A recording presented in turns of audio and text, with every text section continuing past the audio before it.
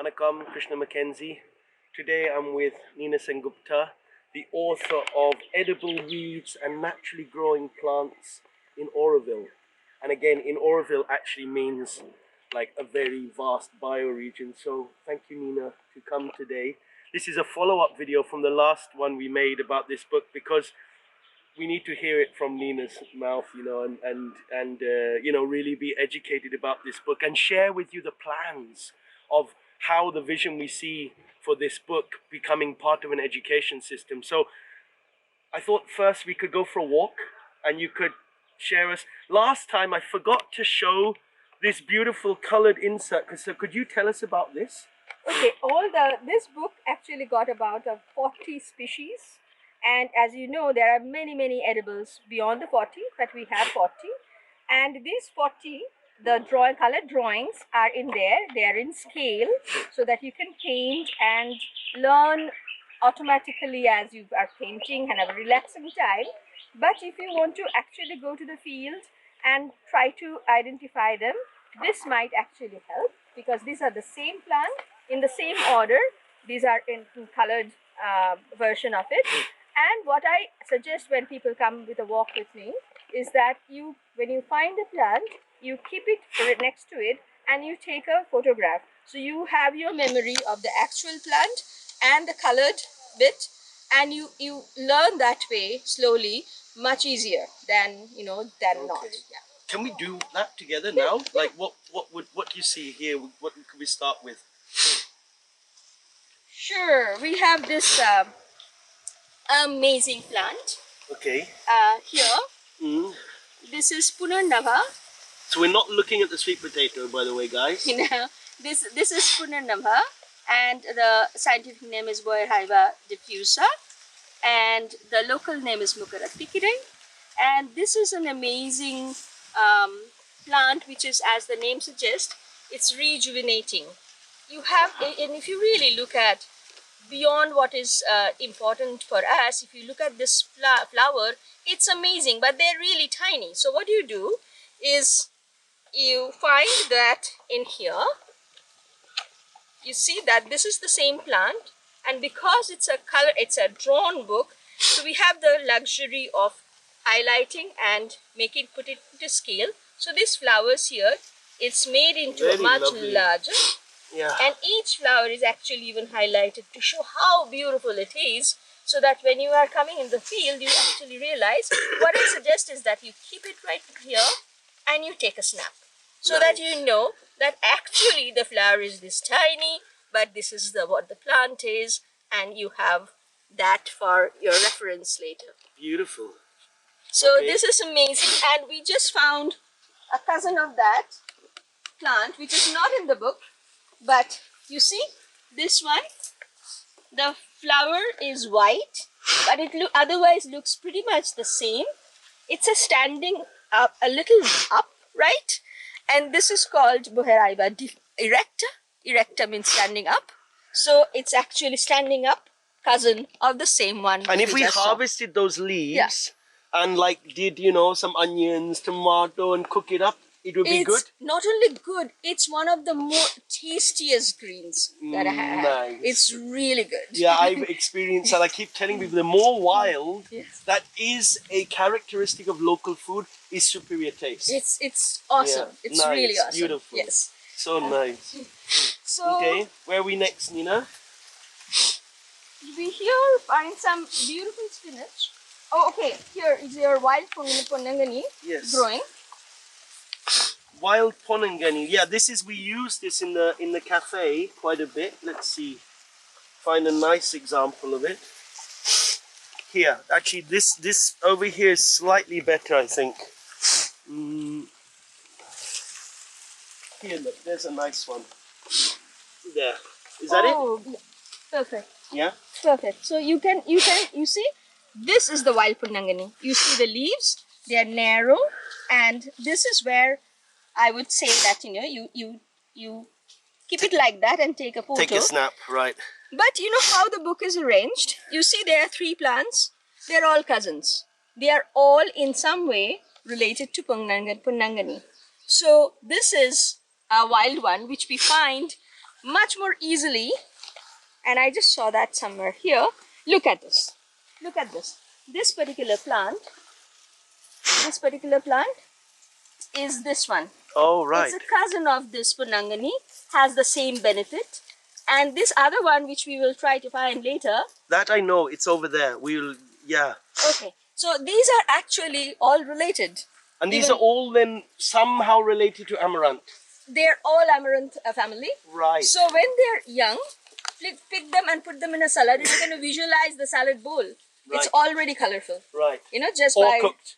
And when it's a little mature, I would suggest that cook it, right. because otherwise it gets a little, the aftertaste is not that nice. Digestion is yes, it's hard. much.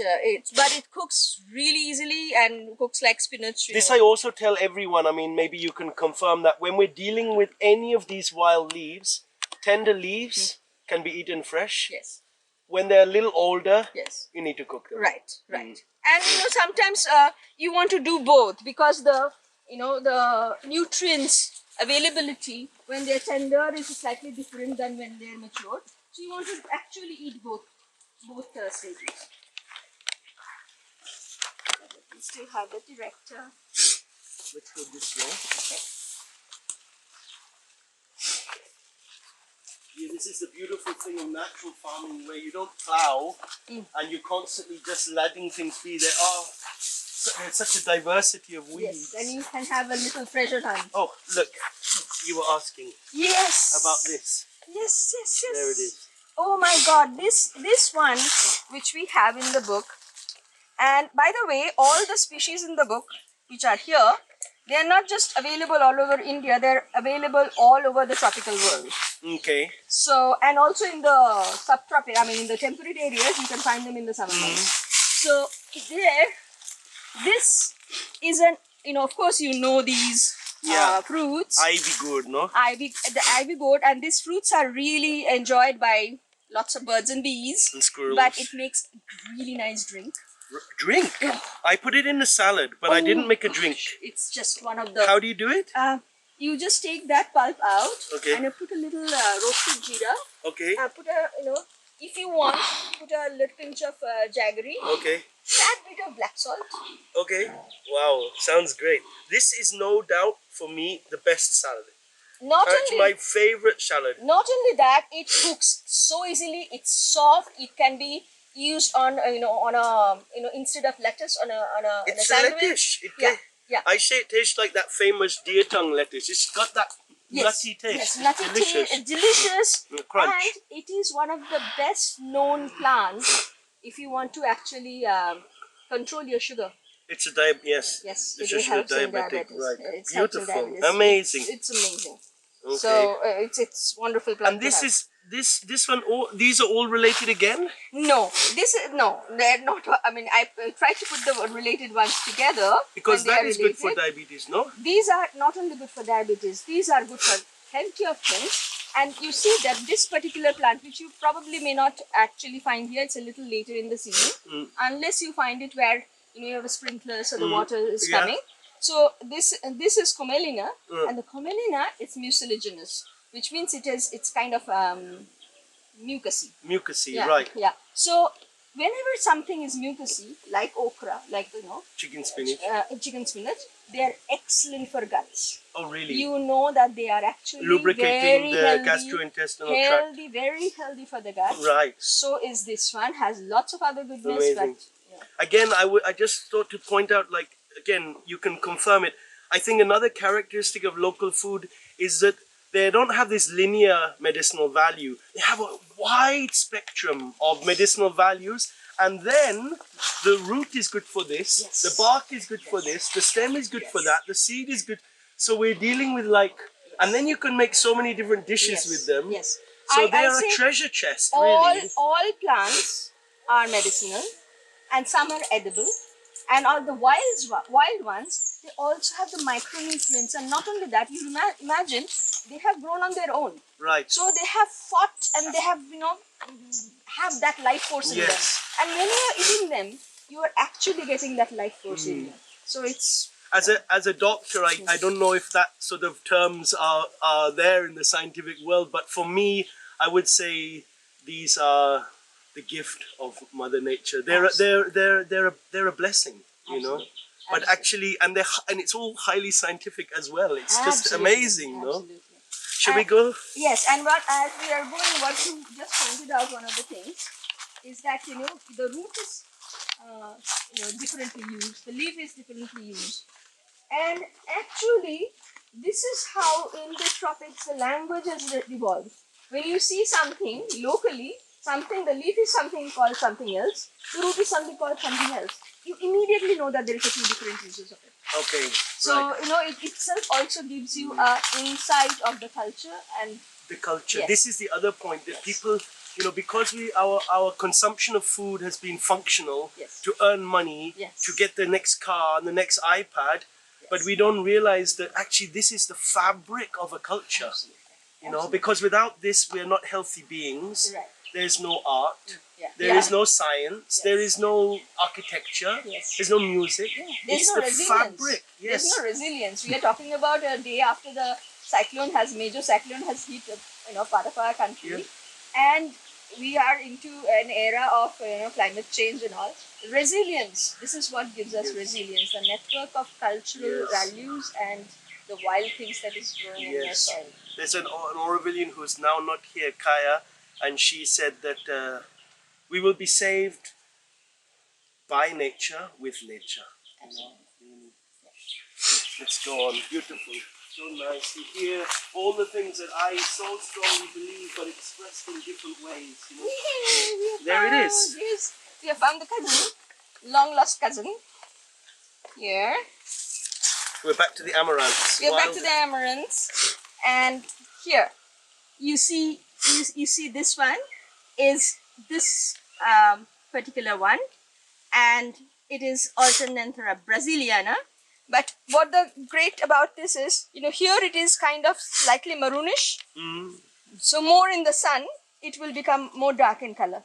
Okay, very interesting. Yes, and these are also used as garden plants because of its strong color. Yes, people use it in all of them. Right, and you see this white flower. When the flower comes, I personally think in the dark background they look like stars on earth. So they have beautiful too. Beautiful. Yeah. Nina, is this Chinese violet? Is that what it's called? What's this? Yeah, that's actually yes. That has white flower and mauve flower and also a combination flower. This is Asastasia gangetica.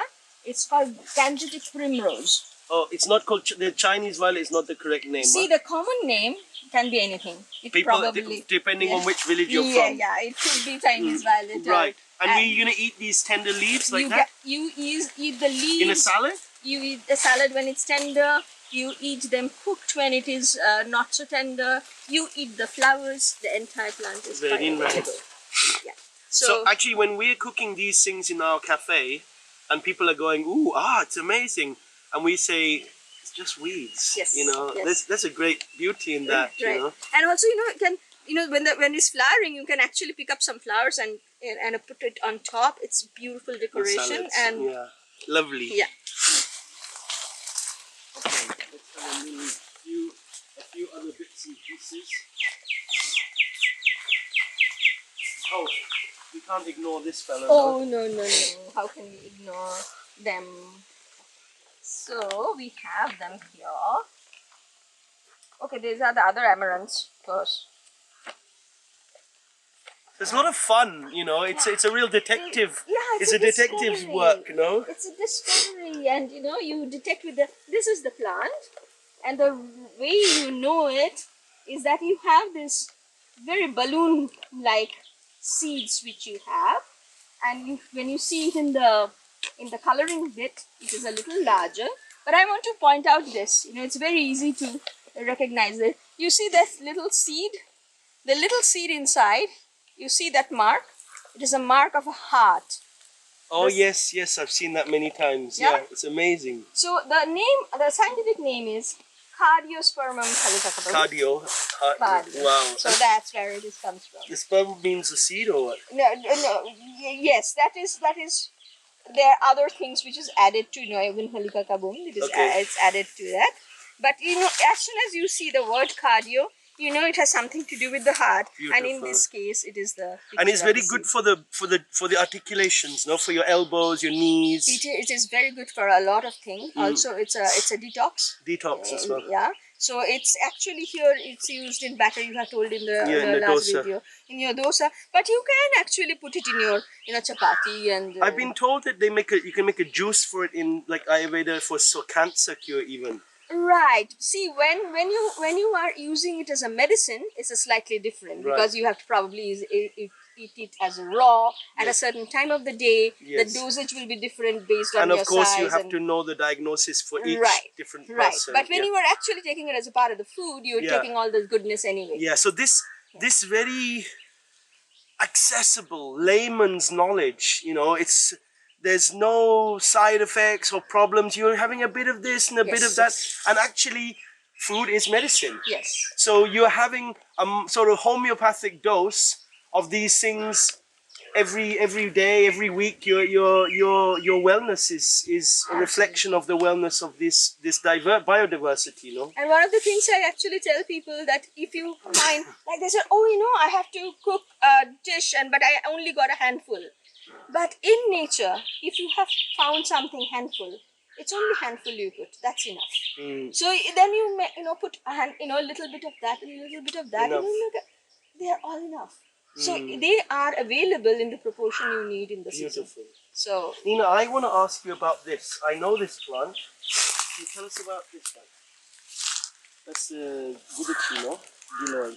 that's Giloy is not in the book. It's not in the book. No, Will it be in the second edition? Absolutely. It is. See, the second edition will be those which are more medicinal, some edible, but we also will have two colored insert in that. Okay. The medicinal property of the first one and the medicinal property of the book or the second book itself. Beautiful. So yes, the Giloy is not only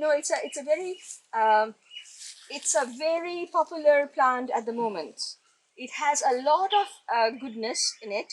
One of the very strong point it has, it's antiviral.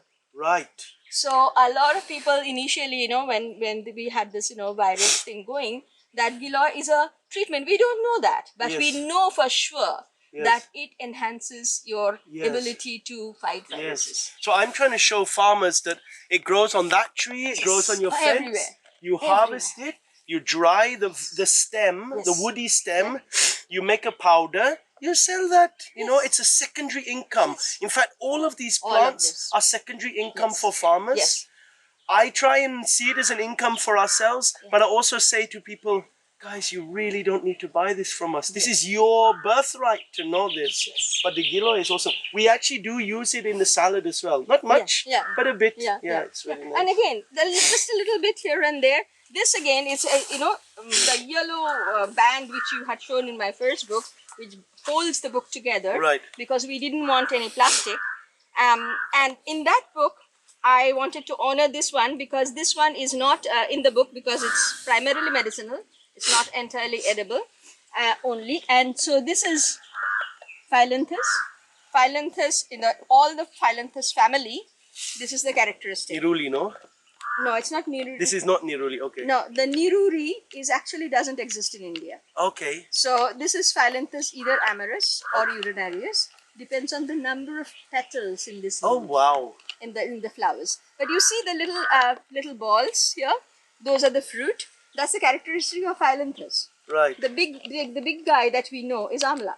Right. Has this exact same. Yes. So to find that that connection, a tree with this character and the little weed that's going with this character. It's like as in the microcosm, as in the but in Tamil it's Kiranelli. Do they mean Kira as in down? Kira as in the and brown. the Amla which is under. So it's the Amlas that are underneath. Yes. Beautiful. I mean, I always give a tour and I go, this plant tastes absolutely terrible, but it's so good for diabetes, liver, kidneys. Yes, it's one of the only medication known because liver, once you have a liver problem, it can be managed, not treated. Right. But Ayurveda is the only one which says that it can be treated and it is this. Beautiful. So all the other form of medication actually uses the same I was told that the main ingredient of the famous medicine Live 52 is this. Yes. I mean, this is one of the things we sell. Yeah. We make a powder, Yeah. we sell it, but I was having a label on our thing, on our package saying, don't buy this, don't be stupid. It grows everywhere. You know, Everywhere. buy it once, Yes. buy it twice, and then get the book and wake up. Yes. You know, because it literally is everywhere. So this definitely is going to enter my second book for sure. This is beautiful. I think that it's really Oh, look at this blue one. we see something new again. No, not new. It's the old one which we saw, but look at the The quality, yes. I how think flourishing there's it is. getting a little water once Yes, in a yes. while here.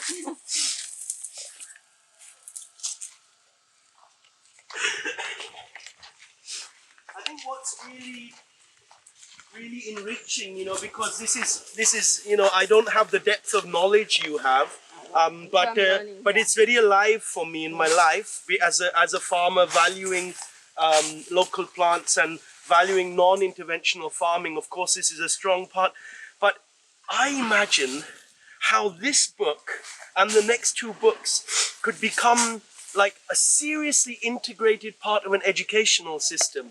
Absolutely. You know, imagine you're a kid at a school and you go, okay, what do we have today? Oh, we have the edible weeds and naturally growing plants class. And it's, hi Nina, okay, where are we going? Oh, today we're going here. And you got 20 kids with you and there's a couple of people with you and you're doing what we've just done now. Yes. You're explaining the language, the science of this, the medicinal values, the culinary values. And then they get to go back and every time there's some coloring to do, there's some cooking to do. Yes. Then we reclaim a culture. This book, I really feel to say it very strongly, it's a cultural redemption. This is a theme that I keep coming back to because our culture has been eroded through a way of thinking, you know, that's based in the materialism of the 17th century, and it's the repercussions of that have been so detrimental to our world and to our well-being. So such a book that values that which is timeless, that nature's always there, is a cultural redemption. So what Nina is aspiring to do, if you don't mind me to vocalize it, that you know, we need to fundraise for this book. So we're going to be doing a crowdfunding, and we are looking at quite some high figures. I think it's going to be around 13,000 euros for 3,000 copies. It's 1,000 of the first, 1,000 for the second, 1,000 for the third. But we want those books to go into our local schools, you know, and that will imply you'll have to train more people. Absolutely. You have to find the people who are passionate and who are ready to commit to that, and you know, it'll also be some creating of okay, how do we present this to kids bit by bit, you know, and you know, there's a whole vision there. But this is a project that requires support. You know, it requires people to say, hang on, I believe in this. Yeah, this I believe in. I put money down. Money is an energy. You're flowing energy that's come to you, and you're flowing it back. So, you know, get back to us, please. You know, reach out. If you have some sources of good, serious funders, reach out. If you have 1 rupee, reach out. And if you feel that you have some skills, because it's a massive communication work to inform like a huge group of people to say, this is the money we need. All the paper is, I mean, tell us about the paper. That's yeah, the book, the you know, the publication itself, I wanted it to be experiential. So the paper, it's very artisanal publication, which means it's handmade entirely. Handmade paper. So the paper is handmade. This is made in Oroville, the this paper. This is made in Oroville, and it's hand stitched. There is no metal used. It's hand stitched. Beautiful. Each one has been stitched together. So it's a resonant value of what we're talking about. So if you are touching the book itself should give you experience that is special. Beautiful. Yeah, and you see that here it is also. You see the thread. So this is also absolutely so lovely. So lovely. I see something which is not in my book. What's that? It should get into my next book. This one. This is, you know what this is? I don't know it. This is Kupameni. Ah, yeah, Kupameni. You give it for the cats, no? Not only cats. You give it for, actually, you can, when they're this young leaves, you can put them in your, chapati flour or dosa batter and you can eat it.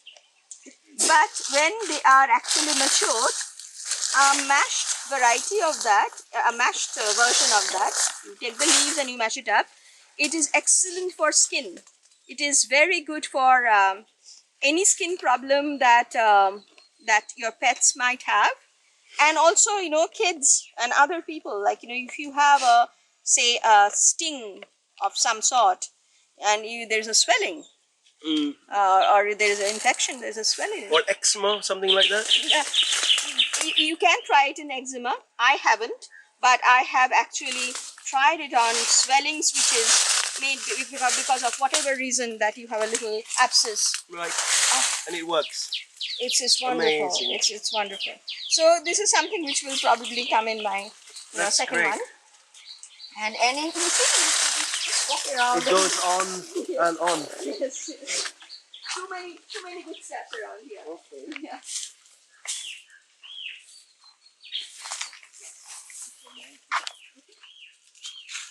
Okay, so yeah, I mean, we could just go on for hours, no, and keep finding things. But I think that we'll come back to you again. Please reach out to us if you. There'll be Nina's address here, and you know, I personally feel, you know, there is a number of people working very authentically in this field of cultural redemption through honoring nature, honoring local plants, honoring, you know, this Mother Earth, and Nina is 100% one of those people. So I look forward to seeing this crowdfunding go up, and, you know, if you want the copy, sign up and send us an email. Thank you so much for sharing, Nina. Absolute delight. Thank you so much. Yeah. Thank you. Thank you so much. Yeah. Bye bye.